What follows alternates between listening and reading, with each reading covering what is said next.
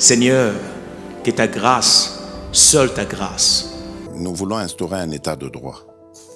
Et dans un état de droit, il y a une justice indépendante. Ce n'est pas à l'individu Félix Tshisekedi de commencer à faire justice.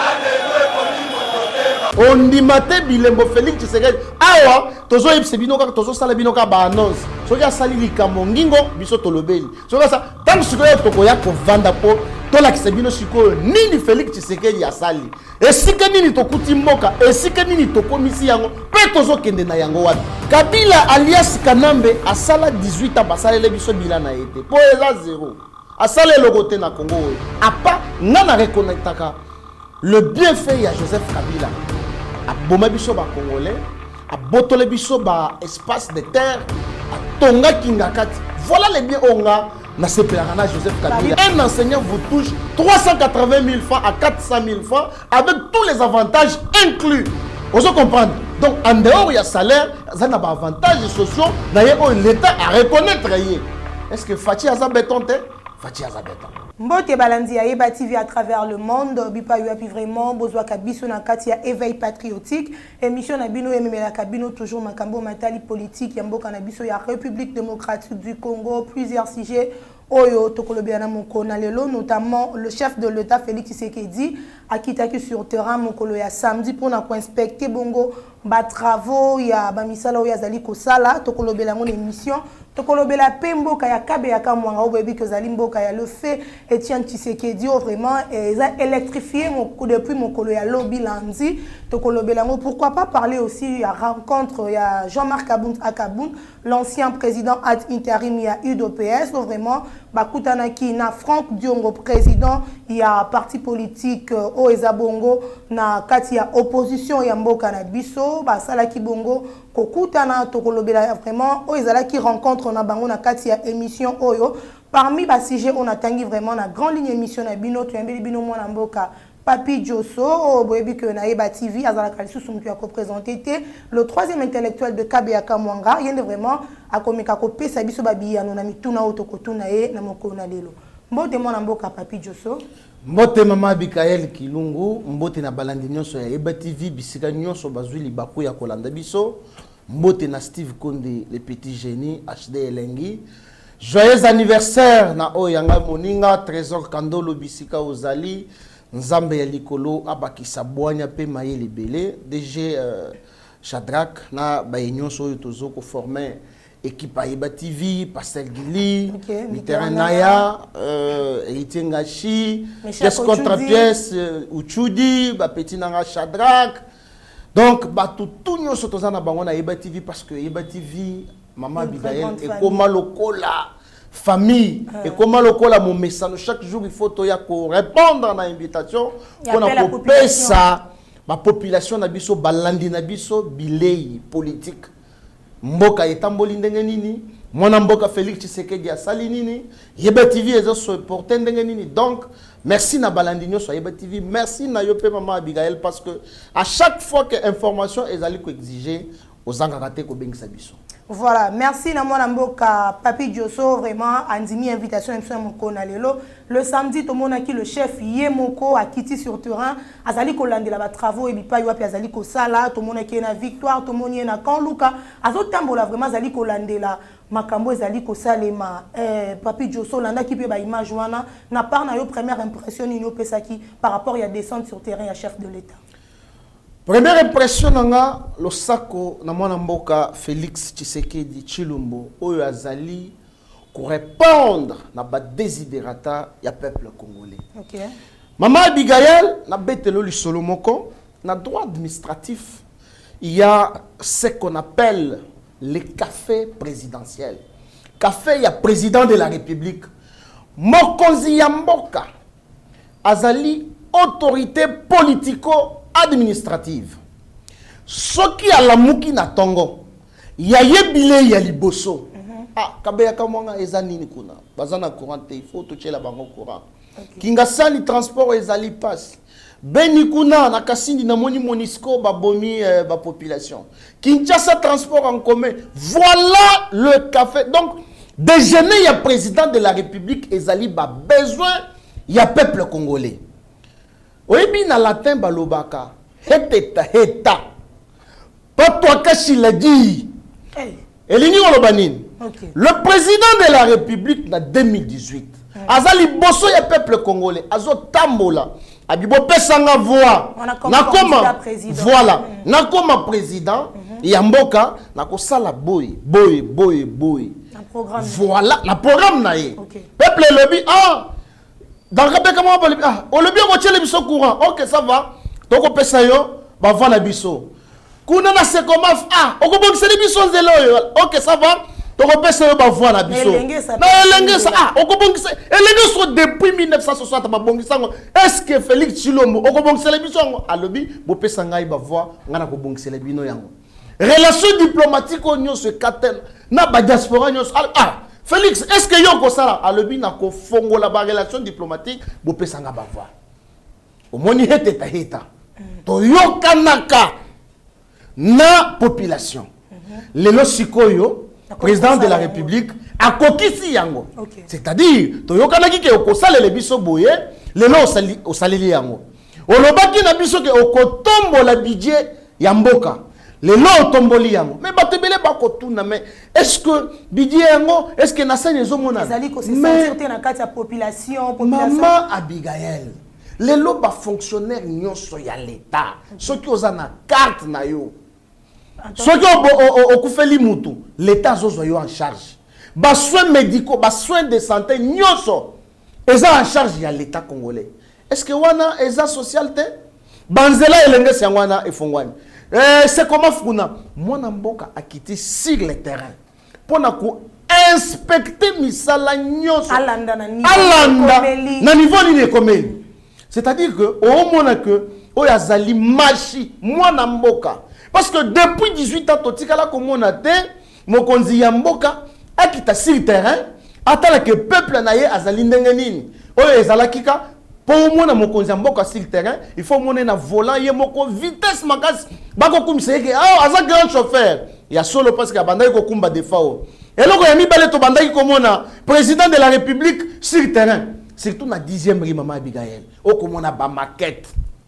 Au TGV. Mais le lot Félix Tshisekedi a salé ba maquette palpable. Pour ceux qui n'ont lobby maquette ya gratuité de l'enseignement. Kende na ba école okokuta bana bazo tanga ofele. Ceux qui n'ont lobby maquette ya elengesa okomona nzela ya elengesa basali. Na lobby maquette ya avenue Bongolo. Pour wana ya Bongolo liboso ya université Kimbangista. Depuis so ngana kutu na botamate. Pour wana za na se. Mais le lot avec l'avènement de Félix Tshisekedi na pouvoir pour wana batomboli yango epinzela ba mapango nyoso apembe na ba population ba sepeli. Donc eza maquette te tozo mona yango. Donc Félix Tshisekedi a salé biso maquette a pesi 90 pour na ba enseignant, ba professeur d'université. Mais bazo critiquer maître Papi Diosso. Ba la corruption en avance pendant que tozali ko kende vers les élections, le chef de l'État n'a corrompre ba professeur d'université na ebité na part na yo eza réaction na ezaboni. Pendant 18 ans azalaki ko zo combien? Na tonine. Mais le professeur azana salaire ya combien? Azana ba avantage nyoso esengeli azala na yango. Est-ce que wana ezali corruption? Ceux qui président de la République azali ko répondre na désiderata ya peuple congolais, est-ce que c'est corruption? Non. Na uti corruption na latin eta to ka chila dit. Ce qui veut dire que le président de la République ne fait que respecter les promesses oye à salaki population congolaise azali na kati ya kokokisa yango. Donc le fait pour moi, il y a comment le Félix Tshisekedi a quitté sur terrain à kolandela misala. Pourquoi Maman Abigail? Parce que tout le monde dit que ceux qui va passer projet tel, va passer na mutu. Au moins le ministre a détourné Mongo, au moins le DG a détourné Mongo. Les travaux ils ont s'arrêté. Donc peuple est commis que la Félix Tshisekedi papa loba qui le peuple d'abord. Ouais puis le peuple. Tant que commis na mato ya moko zalobi non. Nga moko siko na kita sur terrain. Ya ngwana moni to pesi longonya to betele maboko. Félix Tshisekedi a quitté sur terrain. Maman Abigail na ebité soki Steve Konda kozala la même langage nanga. A kotiela biso ba vidéo na sekomaf ba maman bazo sepela. Awa wapi lisusu na terre jaune bande kona biso boza na poto boya na Congo bomona ngo Congo ndenge ekomi kongala vraiment donc na balobi le président de la République honoraire atikala koleka ta pembeni wana te menzeleza kiti mona mboka papa kasi yango wana ezalaki te moyen il fallait abongisa Félix Tshisekedi aye akotiti na kati Maman Abigail na moni hôpital oyo batongi na Kanchachi ondimate bilembo Félix Tshisekedi awa tozo yebise binoka tozo sala binoka ba annonce soki asali likambo ngingo biso tolobeli soki sa tangu sikoyo tokoya ko vanda po tolakisa bino sikoyo nini Félix Tshisekedi asali esika nini tokuti mboka esika nini tokomisi yango pe tozo kende na yango wapi donc ngai na kozala kana attitude ya esengo qu'on félicite le président de la République Félix Antoine Tshisekedi Tshilombo pour la réalisation naie azali kosala parce que à bon sanité contrat social au basigna qui n'a peuple congolais la campagne il y a 2018. Voilà, ce n'est pas le moment du bilan, les réalisations existent mais le président Félix Tshisekedi n'aime pas faire la propagande Wanezali Maloba, il y a Christophe Mboso Kodiampuanga Wazali président, il y a Assemblée nationale, la Loba Kiango devant quelques personnes au Batobenga Kabasali Nanzambe, il y a Kwango, Azalaki côté à Bango Pona Kolaksa Bango était Balinga, le chef de l'État Balinga Mboka et puis Bameka côté à population na Kolanda Ozali Malamu Pona chef de l'État, Papi Djosso tant ou déjà Christophe Mboso Azali Koloba Keba réalisation Ezali, mais n'attend où Ozali attend il y a Kolobi la bilan vraiment il y a chef de l'État qui parce que Papi ça étant à Salamoussala, on a parlé au réaction de bon, on a vu que le président Christophe Mboso a bimi le pasteur à l'obi à solo. Mais si on a s'adresser, obi a banda ko s'adresser na ba bande konaye ya basali na nzambe ya Kwango. C'est-à-dire basali na nzambe ya Kwango bazo sala bilan ya président de la République avant mandat nae. C'est ça la difficulté tozo kutana na yango na mikolo ya lelo. Parce que Kabila alias Kanambe a sala 18 ans basala le biso bilan na été. Po eza 0. A sala le côté na Congo. A pas nana reconnaître le bienfait ya Joseph Kabila.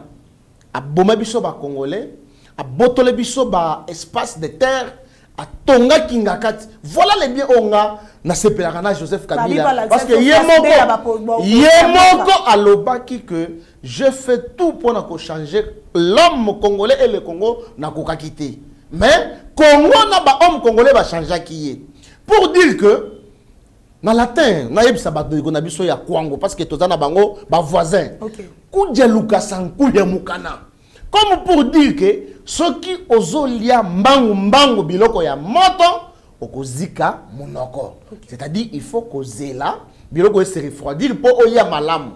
Comme pour dire que les actions ya chef de l'État ezali ebele. Tozela tokoma na fin pour to yebisa bino que voilà, to signer ki na bino contrat social que soki bo poni biso to ko sala boye. Est-ce que solote bota la bisika to lobaki to ko batisa budget to kutaki ngo na 3 milliards, lelo komi 11 milliards. To kutaki gratuité de l'enseignement te, lelo to sali gratuité de l'enseignement. Lelo to komi si santé gratuitement na ba fonctionnaire nyonso ya l'État. Lelo automatique salaire, to bisaki bino ke to automatique salaire ya fonctionnaire. Lelo automatique salaire ya fonctionnaire. To bisaki bino to ko tonga banzela.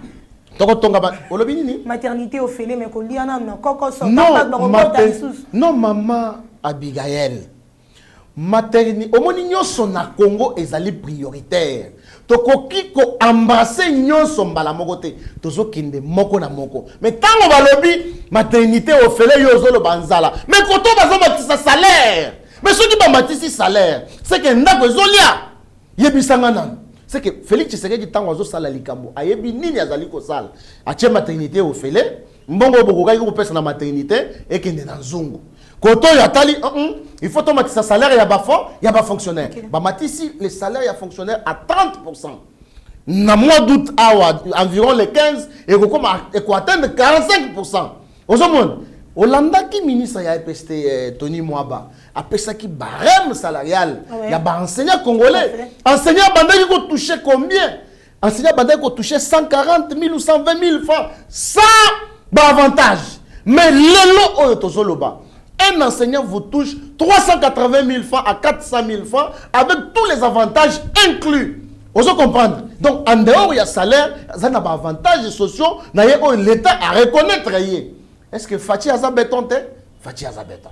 Ok, voilà, je vous rappelle que Maître Papi Diosso a troisième intellectuel, Yaka Beyaka Mwanga. Tout le monde vraiment, bande connaît, qu'on a basali ko sepe la courant et batala qui na courant diront bâton et belé kasi nelo Kabeyaka Mwanga électrifié. Maître Papi Diosso, troisième intellectuel, Yaka Beyaka Mwanga. Comment on a Fatih ko sala œuvre ya boye na kati ya mboka na yo. Et ça lui on dit nini? Maman Abigail, c'est la peine à bête tata mololo lokola kulutu nanga auti ko betango awa. Kwetuka kujimini Fatih béton. Maman Abigail, Ngai Papi Diosso, les prophètes politiques. Okay. Le troisième intellectuel de Kabeka. Ce n'est pas pour rien. Nami benga kabongo. Okay. Bisoto ngai na botami na Kabeka Mwanga. Na maternité ya muja André Batunyo so Kabeka Mwanga baebi. Ngai na kolikuna. Maman Abigail na yeba robinete. Nga na yeko yeba robinet tango na ke mujimai. Donc vous c'est la main à rivière. Wana tozo kende rivière. Tozaki na système bokei na 6h, bozongi 17h. Surtout ceux qui toza na elanga. Tout là-bas, kosokola bilamba, makambu nyonso kaka kuna. Lokola tozaki na eloko ko sala te, tozongi na babido ya mai, tozongi na palais. Na palais wana wana 18h, bokei bobandi ko loka ba koni po mama alamba ta biloko bodame. OK. To yebaka courante. Mama Abigail, biso. Na yebisi yo. Ba tini vidéo ezawana omona ke ba asphalté banzela po biso to kota mayanzi na bomone to vandi to sakani na zelo lelo Félix Tshisekedi Kabila sala 18 ans na pouvoir a quoi ça biso na 2006 ke akochele biso courant na espace Kassaye asala mais du moment où Abimaki président de la République il fallait asala yango lelo Félix Tshisekedi a tie courant na Gemena a tie na Inongo est-ce que ba voter ba tout no so baza kona ba voter qui était donc biso ba originaire ya Kabeyaka Mwanga le vrai congolais de père et de mère Papi Diosso ngaye ndeko na bino balandi nyoso ya Yeba TV nazali ko belela ko yebisa bino ete courant et koti na Kabeyaka Mwanga pas plus tard que une semaine ou 2 semaines quelque chose comme ça bon mona ki mwana mboka Jean-Pierre Bemba ko telema je crois na Gemena ko sepela ko depuis Jean-Pierre Bemba botama non mona ko mama bika na ebiso ngai na longwe Kabeyaka Mwanga la tiki courante oyebi eloko nini tobanda osala eza na bandeko na biso moko bazalaki na bambongo bakosomba télévision ya likoshi asombi télévision ya likoshi ya kunki wana soki mpo otelemisa pena antenne il faut osala badémonstration ebele donc asombi na batterie na ye akozala par exemple awa na lingwala bino boza na njili kunu bien na maluku je vous dis bozolongwa maluku po boya na lingwala makolo je vous dis. Donc, muto oya kozala bien c'est que muto ata la vélo. Pour boya kota la TV, oyebi biloko to bana otan. Concert ya Wera, concert ya Jibe. Oh Jibe abeti Fikine. Mais les jours na ya Kinshasa na mona Fikine na kamwe. Coup de chapeau na président de la République parce que toyoki ke Fikine nyoso na bazo démolir yango ko batonga babiloko ya sika. Pona Kabeyaka Mwanga. Oyoka Jibe azo beta na Fikine. Ozo yebate ke Fikine ezanini. Nga pena naza villageois bandeko na nga Yeba TV naza villageois ya solo lelo Félix Tshisekedi aye ko pesa image ya République démocratique du Congo lelo moyen omoni sikoyo na fond projet ya 145 territoires parce que soko tali ata na France eza pena ba village ou soit na États-Unis mais au moins muto vandi na village supermarché ça na village ba biloko tout nyoso ça na village moyen muto inutile envier capital c'est ce que Félix fait pour na kokomisa Congo lelo courant et koti na Kabeyaka Mwanga et c'est moi ndenge nini na population wana ngai la za originaire ya Kabeyaka Mwanga lelo omoni mama Abigail kilo tala ba politicien ebele baza na problème il y a nationalité. Mais vidéo, attends en 2050, bato bakobimisaka yango po na 2050 ngamu dans la président de la République. Okay. Tu vois otala, oh aza congolais te non. Bokota na compte ya Yeba TV. Bokota la ka. YouTube pe ko ça. YouTube ko ça. Et c'est du jour le jour. Et c'est du jour le jour.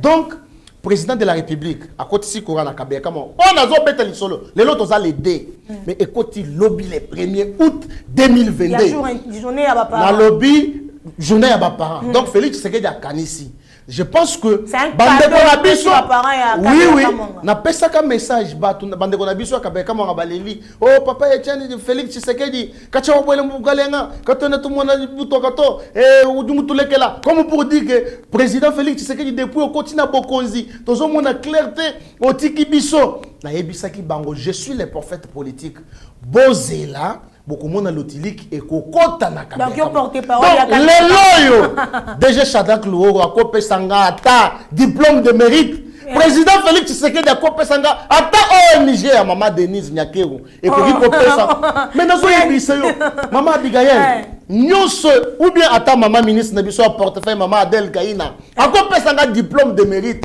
pourquoi maye nyonso nga na lobaka ba prophétie politique on gagne son alobaka ce que tout ni ba enseignant ba koyebisa yo pendant la période il y a campagne électorale nazaka na ba camarade na ba enseignant na yebisi bango au moins ba salaire na bino oyo bo touchaka pendant JKK pendant c'est que beaucoup toucher ngote ba ko multiplier ngo boko papi Joso yo dans la kaboy mais lelo ba so benanga les vrais prophètes politiques non, n'a pas fait un diplôme de mérite.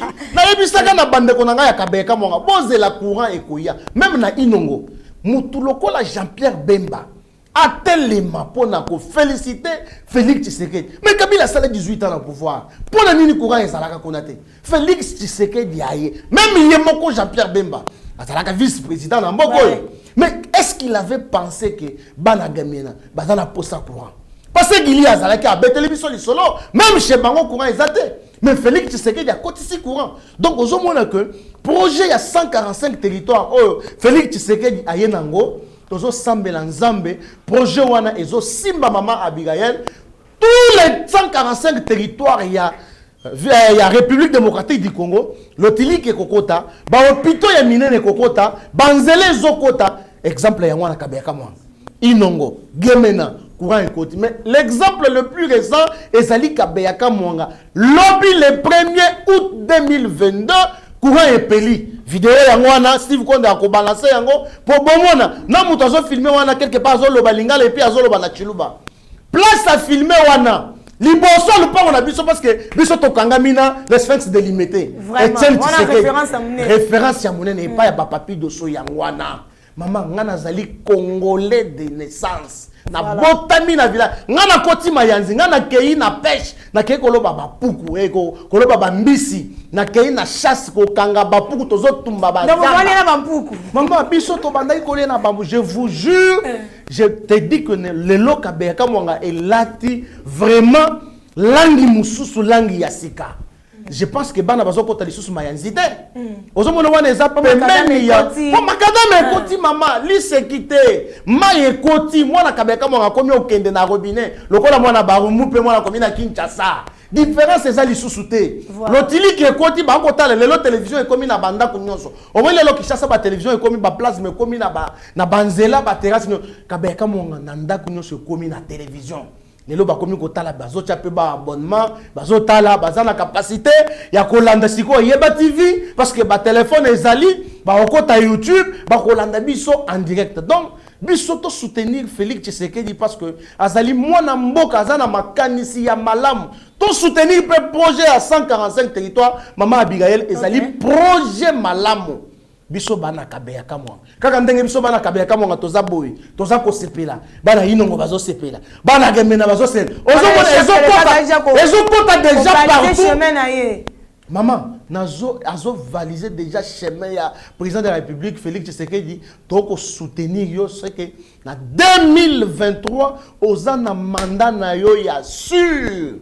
Donc 2023 nde tozo ya wana résultat tozo ya na yango même Joseph Kabila place à Zovanda alors Félix Ache courant na Gemen Jean-Pierre Bemba motozo témoigner wana maman nangae Kabila manda lisusu boya sutuka ono inongo kuna bazo sepela.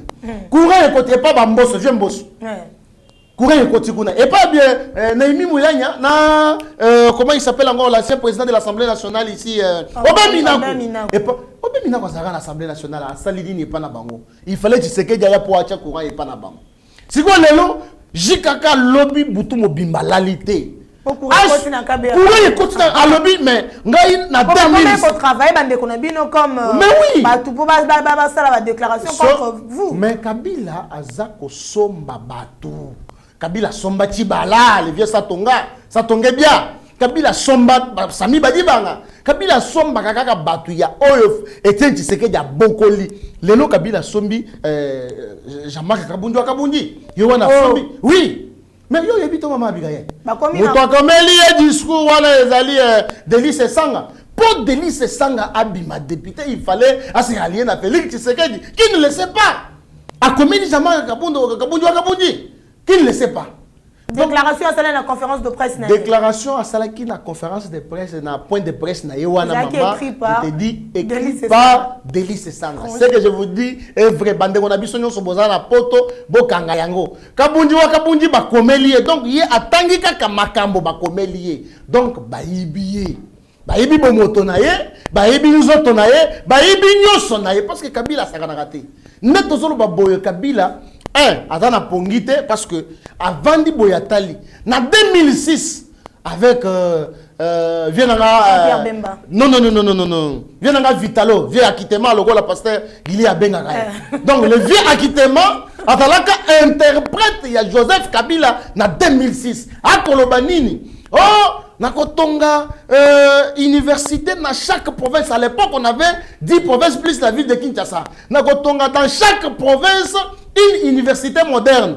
Kabila suka wana tena courage na yakende non bana mbujima espace kasa inyoso toko bongisa barrage shit katende courant ekokota partout. Depuis Kabila Boumane va pouvoir otikala ko mona ata tijalimete peli boyete. Mais si ko tango vandi amoni courant bana kabeka mo ngaya wana Kinshasa pona yebisa na prophétisa ka yeke lokolo trichaka na 2006 oyeko tricher na 2011 yeba que il faut préparer mo tango basali asaleli vaseline na 2016 mais Marcelo vaseline banda kalati Kabila sala vaseline tolinga tozwa élection en 2016 mais Kabila sala la vaseline a glissé et permettait à glisser très bien ndeto ya na 2018 on se comprendre donc ngai avant 2016 na yebisaka ye papa yeba que okosala nyos oko glisser bien sûr ton demi mais okozala candidat place Kabila vandi ayebi que non le prophète politique l'homme de Kabeka ayebi sakanga aboyaka ayako pesa biso Emmanuel Ramazan Shadari on ne peut pas nous intimider apesa ye Félix Tshisekedi ya betaye koko bon avanda tilelo siko Kabila nena uti koloba likambo liboso azomona pongite courant ekotika beka mwanga azo yibate mais imagine ni Félix Tshisekedi ya sali pour courant ekota kuna deux Didier Boudimba bimisi likambo ya ba bloc pétrolier na gazier toye ko comprendre que kinga kate vandinde na pétrole et moi j'adresse un message à Joseph Kabila kinga kati Kabila oya awa na ba bot ozaka na eloko te Kabila Munduki Kutupo Omemangobo, c'était difficile. Tu es le président de la République honoraire. Oui, nous te donnons tout le respect. Mais si tu talandenge oya, talandenge otike la biso Congo. Mais Congo est pécho kingakati. Kabila oya na kingakati. Nana zo senga na gouvernement. Na senga na président de la République. L'État va s'associer à na été. L'État va couper à na été. L'État a au-dessus à nyonso. Les sols et les sous-sols appartiennent à l'État. Et le quoi ce qui est dans le domaine public de l'État, il faut bazoa kingakati pour tout ça la pétrole. On aurait d'ailleurs appris que basala bazoa pétrole on a butu parce que kingati est à l'aéroport. To yebi ndenga zo kinga abotola ba mama bilanga bazali ko sala biso bandunda ba matembele ba pondu to ko ya mala le lopoto ya pondu sous comme un problème il faut toser la pondu à bandunda il faut toser la pondu ya ba Congo non Kingakati est comme un domaine public tozwa ba pétrole wana lelo tango tozomona mama Olive asali chip centre soki initiative plus ezali ezokokende na avantage ya peuple congolais nini mama Abigail soki oke aux alentours ya hôpital ya mama Olive wana kuna bazobota soki $800 quelque chose comme ça ba demini wana bazana makoki te ya kokota kuna mais bazoyebisa biso ke eza eloko ya l'état mais atongengo na mbongo nini atongengo na mbongo ya contribuable Congo non première dame wapi yo somona muto azoteka matembele na tomate ndenga teka kangwana sombi le pam c'est difficile il est difficile bango bayende ko boma Congo eza la famille Kabila nyoso bazoe ba Jeannette ba Kabila na ba mama Olive bango nyoso bazana ba carré minier bango ba yibi mbongo ya peuple congolais na uti komona na vie na biso yo ya cravate rouge nani matata ponyo na tantina quartier muto asali ba vidéo wana tantina quartier asali oyebi azande kona journaliste ya mwasiti asali ba vidéo bazali na Kindu bazo présenter biso ça c'est la cité du fleuve ya Kindu, une propriété privée ya Matata Ponyo Mapon. Matata Ponyo oyibi mbongo ya l'état otongi eloko na yo. Otongi na Congo, oui bien, c'est bien d'ailleurs que ko bénéficier na peuple congolais. Oye ko tonga université, c'est bien bon, mais yo ozalaka na Bukangalonzo. Comment Bukangalonzo ko bota université privée? Il fallait Bukangalonzo et bota une université publique. S'il vous plaît, maman Abigail, la musique kanda politique, bayi kongomani, bayi okapenza. Le pauvre politique n'a pas kanda politique makas parce que Matata Ponyo a son courage. Il y a une vidéo, il y a l'université, il y a la cité du fleuve, il y a Kindu, il y a Tongi, il y a contribuable congolais. Bana Congo, bino nyoso na poto bisika bozali, biso ana Congo tozako bunda. Kobanga ezali susute, babilo kwa na ekokoma ya l'état. Na pese bino ndakisa. Quelle est cette histoire-là? Oh, Matata Ponyo a sali pour les comptes, il y a la population congolaise. Okay. Oh, opération 1000 écoles. Ezawap. Libungutul. Matata Ponyo a salani. Donc, et là, comme Matata Ponyo a sali na Congo, on a compris qu'on reconnaître Matata. C'est le détournement, il y a Mongo, il y a Bukangalonzo, na Kotonga université privée, na cité du fleuve, il y a Kindu. Donc, on a Kota là. Tantina quartier, ici nous sommes à la cité de Kindu, donc ça c'est honteux maman Abigail. Voilà maître Papi Diosso, tozali kokende déjà petit à petit na suka émission na biso un mot par rapport il y a rencontre il y a Jean-Marc Akabound et puis mon amboka Franck Diongo o bakutana ki vraiment mokolo ya lundi ba sous de carton ba lobela qui bien que fuité mais comment on a bango déjà ensemble n'a pas na bino na UDPS tozali ko bangate parce que beaucoup de gens disent que la vraie opposition de Yangoana. Félix Tshisekedi azo komisa Congo Makarios. Ebi Makarios. Makarios ezali mboko ezali na esengo. Mboko batu bako lula. Frank Diongo aza oyo babengaka na latin kabwaka lubilu kashi la nyama panchi. C'est-à-dire que mbo oyo kimaka mbangu atika musuni na se. Le fait ya mbangu mbangu atiki musuni na se. Le vieux Diongo, Frank Diongo. Parti politique na ye ezanga na siège moko.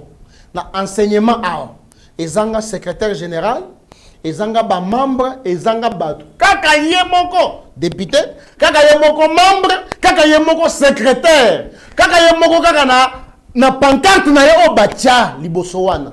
À part wana eloko mususu ezali te Frank Diongo. Frank Diongo ayebani wapi? Soki otuni ata ba parcelle voisine o ezali aux alentours ya siège na ye ba ebiete. Nga na kota penza na kota na pardon nazoluka parti ya Frank Diongo. Babi nini? Parti ya Frank Diongo. Frank Diongo ndenani? Awa to yebi kaka parti ya Kamere. Ndemutu na Jean-Pierre Bemba. Ndemutu bare. Mais Frank Diongo ba voisin ya Jean-Pierre Bemba na kata. Si ndena zolo ba ke Frank Diongo na ba parcelle voisine bazo yeba yete. OK. Donc est-ce que mutu wana za na poids et ça lokola ndoki akeko rendre visite na ndoki mususu. Donc rencontre ya kabundi na Frank Diongo et ça non événement. Le chef de l'État aura chaud du fait que Jean-Marc Kabound a yebi déjà versé chef de l'État, a yebi gestion et chef de l'État. Kobanga ezalité na part na Déjà la déclaration à l'obaki à Ndambu, bali déjà ko bouleverser bino ningisi bino. Kabundi aza na combien de députés na Assemblée nationale? Parti na ye siège ezawapi. Secrétaire général ya parti na ye ezawapi. Parti na ye eza implanté wapi potobanga kabundi. Oyebi ça qui signifie kabundi. Kamwanya mamoko boyi musala na ezaka kolia soso ya bato. Na mboka na biso epa ya kabeka mo na kabeka mo ngawana. Donc ce qui ka botiki soso, bomona ka soso ebungi nini kabundi. Donc comme pour vous dire que bloc oyo basali entre Djongo na Kabundi et Zobangi Sebiso et l'autre côté. Moi je me rappelle toujours la phrase oyo ya c'est monsieur ultra kabiliste le professeur Koko Nyangi.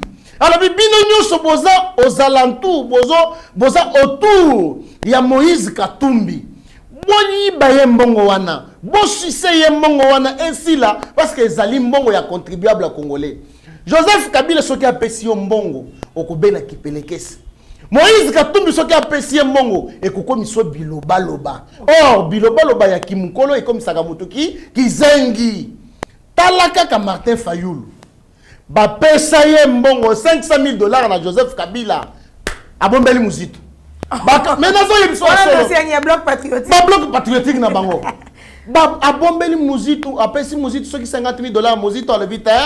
Mbongo na 500,000 yo kabola katikati. Aboya. Frank Djongo auti kashobwe awa. Bakei ko akumatize ekone pa Katumbi. Azui soki pe combien? Oui bien. Frank Djongo oh quand na yebisho kaboka lubilu ka shilanya mahanshi. Frank Djongo akei to pese mpiakele kiye parce que je connais quelqu'un azape moi maître avocat moko boya komi biloba loba azana lamuka atalaka na Frank Djongo. Les lois ont mis comme ça le que non na bandaki ko yebisa vie aya na côté la vérité a bandaki ko boya mais les lois vie aye mu panzi la vérité. Na éviter ce que zolan.